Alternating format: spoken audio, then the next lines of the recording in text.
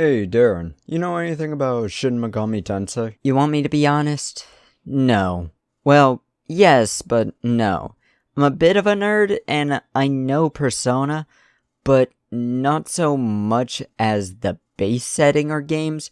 I've got an idea, but I don't know much more than that. So you're in the same boat as me. Basic idea, though I'll admit I don't even know much about Persona, but the franchise got a TTRPG, and my friend got a copy of it, so I want to talk about it. Is that what you're reading over right now on your PC there? Yes! How did you get a PC into the webway? Don't ask questions. You know what I do to people who ask questions? According to you, you give them a sticker? Yes! Have a sticker. Yay.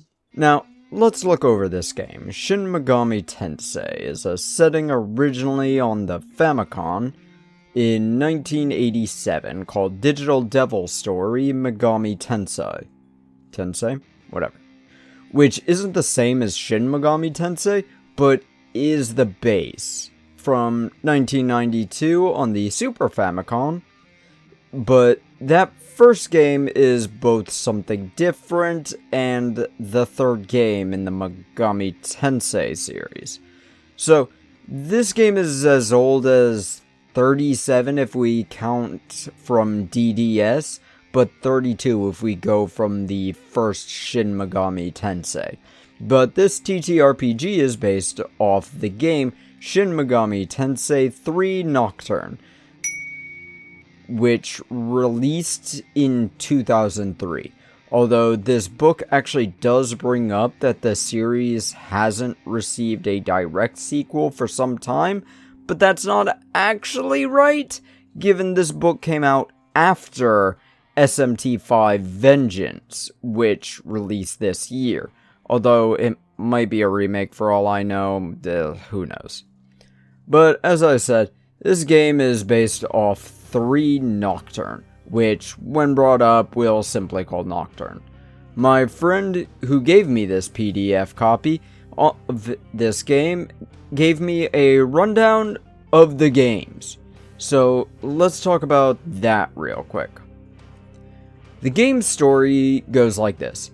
Your teacher wants to talk to you, so you go to meet them at a hospital, and shit goes down. You see hell on earth, and your teacher buys your life by saying you're a little bitch that doesn't matter. The end times start, and you KO. Literally, Satan puts a demon inside you.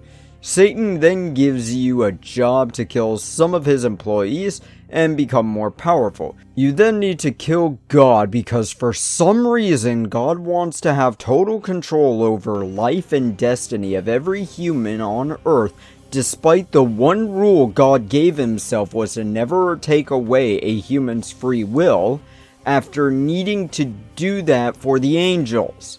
When that happens, Lucifer then fights you, and if you win, he gives you a congrats and throws you in a box to show up whenever the other SMT games want DLC. Now, there's a lot of story and game explanation, but it's in the form of gameplay examples in this book. For example, there's various start examples or character creation examples, where they have imaginary GM and imaginary players discussing the kind of game they want and what they're allowed to use to fit into it. I skipped to the character creation chapter. In the explanation sections, it says that this game can go as high as level 100, but knowing that this game uses a percentile system, I could probably easily figure out how to go even further, but it also says that the pre-created characters start with 1100 experience, which puts demon characters at level 9, fiends at level 10, and humans at level 11. Now, normally I wouldn't go into the pre-made characters, but let's take a look at them real quick, as for a new group just trying to figure out the game. These are a good way to start.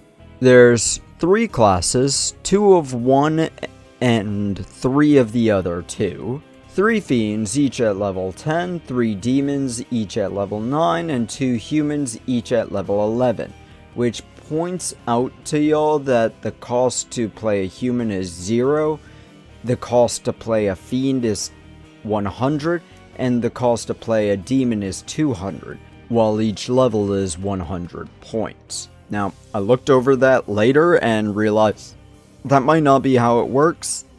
Apparently, different classes, races, get different experience points.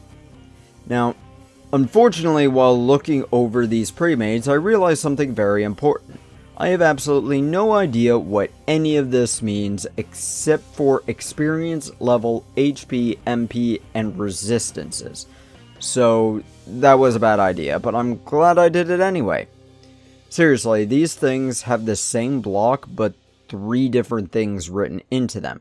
Fiends have equations for their stats, demons have a set numbers with an asterisk next to 1, and the humans just have basic numbers, 1 meeting the double digits. I don't know what any of this means, so let's look at these races, which are called classes for some reason.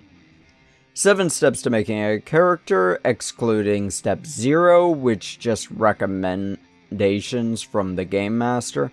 Decide class, select additional skills, select background, select contacts, determine goals, set name and personal info, and determine bonds with other PCs.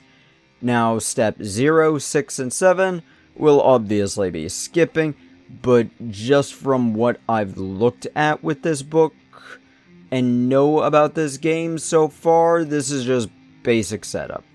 There's a lot more to it than just this, so let's try and run this fast. Will I? Not likely.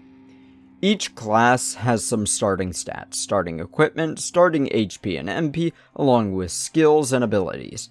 Fiends are first on the list. Why? I don't actually know. D in Demon comes before F in Fiend, and humans are lower in cost, but the fiends are humans that gained the ability to eat demons in order to gain their powers. And that's usually what you play in the game, so maybe that's why. They start with Strength, Magic, Vitality, Agility, and Luck of 2. 1 Magatama, probably butchering that, which is a type of demon they've snacked on. 6 HP and 3 MP. The starting skills, which are abilities, depend on the Magatama, giving each different stuff. They do get a starting ability of Scout, which lets them talk to 1 enemy demon to gain 1 info from them. What does that mean? I don't know.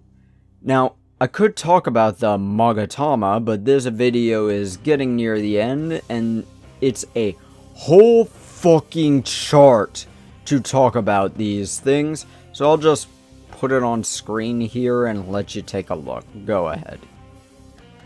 Demon is next. It says you shouldn't play one of these below level 5 and starts pretty powerful. I wouldn't recommend this for new players. There's 6 demons you can start as, each with their own starting stuff and starting levels too. Pixie, Huapo, Minifrost, Hellhound, Kodama, Kotengu, and each has a clan, original LV, which I assume level, evolve path, descriptions, stats, affinities, and skills, though they gain different ones at different levels as well. These are pretty well cut and set, but you also have whatever points your GM says you have to create your character. So remember, you've got points to spend. Last up is Human. These are the simple and also the choice for playing on hard mode. I don't recommend these either unless you've got an idea your GM approved of.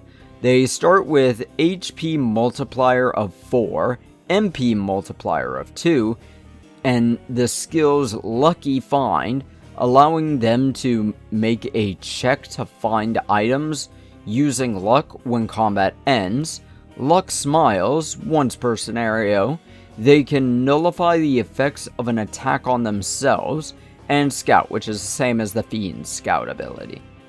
Now, when playing a human, you can make a choice of a subclass, which looks more like a job.